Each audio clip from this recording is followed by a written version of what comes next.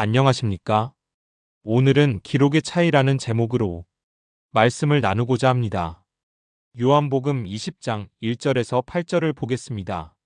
주간의 첫날 이른 새벽에 막달라 사람 마리아가 무덤에 가서 보니 무덤 어기를 막은 돌이 이미 옮겨져 있었다. 그래서 그 여자는 시몬 베드로와 예수께서 사랑하시던 그 다른 제자에게 달려가서 말하였다. 누가 주님을 무덤에서 가져갔습니다. 어디에 두었는지 모르겠습니다. 베드로와 그 다른 제자가 나와서 무덤으로 갔다. 둘이 함께 뛰었는데 그 다른 제자가 베드로보다 빨리 달려서 먼저 무덤에 이르렀다. 그런데 그는 몸을 굽혀서 삼배가 놓여 있는 것을 보았으나 안으로 들어가지는 않았다. 시몬 베드로도 그를 뒤따라왔다. 그가 무덤 안으로 들어가 보니 삼배가 놓여 있었고 예수의 머리를 싸맸던 수건은 그 삼배와 함께 놓여 있지 않고 한 곳에 따로 개켜 있었다. 그제서야 먼저 무덤에 다다른 그 다른 제자도 들어가서 보고 믿었다. 이렇게 기록되어 있습니다. 부활에 대한 기록은 사복음서에 모두 담겨 있지만 세밀한 부분에서 기록의 차이가 나타납니다. 요한복음의 이 본문에 의하면 무덤에 가서 무덤이 비어 있다는 걸 확인한 사람은 막달라 마리아 한 사람입니다. 그러나 마태복음에는 막달라 마리아와 다른 마리아 이렇게 두 사람이 무덤을 보러 간 것으로 기록되어 있고 마가복음에는 막달라 마리아와 야고보의 어머니 마리아와 살로메 이렇게 세 사람이 무덤을 보러 간 것으로 기록되어 있고 누가복음에는 막달라 마리아와 요한나와 야고보의 어머니 마리아 이렇게 세 사람이 무덤을 보러 간 것으로 기록되어 있습니다. 요한복음에는 한 사람, 마태복음에는 두 사람, 마가복음과 누가복음에는 세 사람이 예수님의 무덤으로 가서 무덤이 비어 있는 걸 확인했다고 되어 있는데 공통점이라고는 모두 여자라는 점이고 그 외의 세부 내용은 일치하지 않습니다. 마가복음과 누가복음에는 모두 세 사람이 등장하지만 이름이 다르게 기록되어 있습니다. 막달라 마리아와 야고보의 어머니 마리아까지는 같은데 마가복음에는 살로메가 동행한 반면에 누가복음에는 요한나가 동행했다고 말하고 있습니다. 그 다음에 전개되는 이야기도 복음서마다 조금씩 다릅니다. 요한복음에서는 막달라 마리아가 베드로와 예수께서 사랑하시던 그 제자에게 가서 일어난 일을 보고했다고 되어 있습니다. 그러니까 빈 무덤을 맨 먼저 발견한 사람은 막달라 마리아고 그 다음은 베드로와 요한이 됩니다.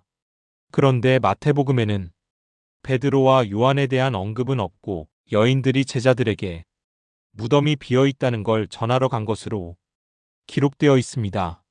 마가복음에는 여인들이 베드로와 제자들에게 그리고 누가복음에는 사도들에게 전한 것으로 기록되어 있습니다. 요한복음은 마가복음보다는 20년 정도, 마태와 누가보다는 10년 정도 늦게 쓰여졌습니다. 요한 공동체 사람들이 공관복음서의 존재를 몰랐더라도 부활사화에 대한 이야기는 충분히 들었을 것입니다. 다른 복음서들이 참조한 앞선 문서 자료도 확보하고 있었을 것입니다. 그래서 중요한 부분에서는 일치하는 기록을 남길 수 있었을 것입니다. 그렇다면 그 부활에 대한 전승 가운데 사도 요한의 이름은 없다는 것도 당연히 알고 있었을 것입니다. 그런데 부활에 대한 이야기를 기록하면서 앞선 자료 어디에도 등장하지 않는 예수께서 사랑하시는 그 제자를 등장시키고 있습니다. 이쯤 되면 좋게 말하면 창작이고 나쁘게 말하면 왜곡입니다. 왜 그들은 굳이 사도 요한을 이 이야기에 끼워 넣었을까요? 다른 제자들보다 요한이 뛰어나고 제자단의 맏형격이었던 베드로와도 거의 대등한 존재라는 것을 피력하고 싶었던 것이 아닐까요? 그렇게 보는 이유는 본문을 자세히 보면 요한이 베드로보다 빨리 뛰어서 먼저 무덤에 이르렀다고 되어 있기 때문입니다. 베드로보다 요한을 더 부각시키려는 의도가 엿보이는 대목입니다. 다만 무덤에 먼저 들어간 사람은 베드로로 되어 있고 요한은 뒤따라 들어간 것으로 기록되어 있습니다. 그래도 모든 예수 공동체가 맏형으로 인정했던 베드로의 위치는 존중해 준 것일까요? 아니면 다른 복음서에는 언급조차 없는 요한이 무덤에 제일 먼저 들어갔다고 쓰면 설득력이 부족해진다고 판단한 것일까요? 여기서 중요한 질문을 하나 던져보겠습니다. 이 사람들이 왜 이렇게 공과 사를 구분하지 못한 채 다른 형제 공동체를 깎아내리고 자기들의 공동체만 생각하는 이기적인 기록을 남긴 것일까요? 요한복음서는 다른 복음서보다 더욱 영적인 책으로 간주하는 사람들이 많습니다. 보수적인 신학자들일수록 더욱 그렇습니다. 그러나 적어도 이 본문에서는 영성은커녕 영적인 그 어떤 것도 보이지 않습니다. 단지 파워게임, 그러니까 교권 경쟁에서 승자가 되고 싶은 세속적인 욕망만 느껴질 뿐입니다. 그게 아니라면 다른 예수 공동체는 영적인 깨달음이 없거나 부족하다는 생각에서 교회를 영적인 공동체로 만들기 위해 욕먹을 각오를 하면서도 이렇게 왜곡에 가까운 창작을 한 것일까요? 만일 그렇다면 문제는 더 커집니다. 나만 옳고 나머지는 다 틀렸다거나 자기들보다 열등하다는 독성과 배타가 예수 공동체를 잠식할 것이기 때문입니다.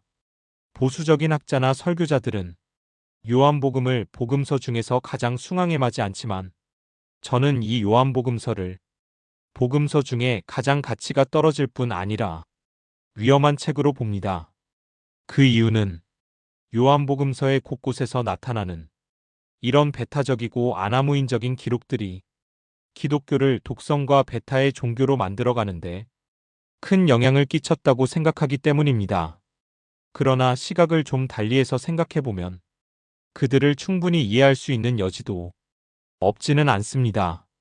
다른 복음서도 마찬가지지만 당시의 요한복음서는 1차적으로는 요한 공동체 내의 구성원들을 위해 그 다음으로는 그들이 선교활동을 통해 얻고자 한 매우 좁은 범위의 사람들을 대상으로 쓰여진 책입니다.